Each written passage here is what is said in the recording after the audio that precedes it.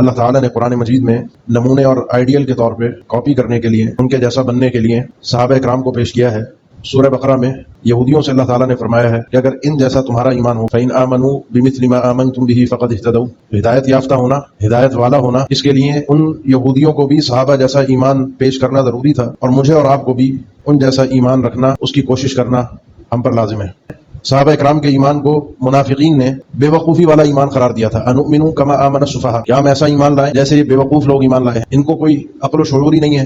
दुनिया में जिया किस तरीके से जाता है, दुनिया में आगे किस तरीके से बढ़ा जाता है, दुनिया में लोगों को इस्तेमाल किस तरीके से किया जाता है, ये इनको कहाँ तमीज? ये तो बस अपनी आखिरत की फिक्र में है, आखिरत पर इनकी निगाह है और अपनी आखिरत के लिए दुनिया को कुर्बान कर रहे हैं। ये बेवकूफ है। ऐसा बेवकूफ मुझे और आपको बनना पड़ेगा। कोई आपको देखकर ये कहे कोई दुनियादार, कोई दुनिया में गरक, कोई काफिर, कोई मुनाफिक, कोई दीन दुश्मन, ये जाहिल बेवकूफ उजड़ किस्म के लोग हैं। आप समझ लीजिएगा कि उस दिन अल्हम्दुलिल्लाह अल्लाह ने मुझे वो वसफ दे दिया है जो अल्लाह ताला ने कुरान मजीद में मुनाफिकीन की ज़बानी सहाबा इकराम के लिए जिक्र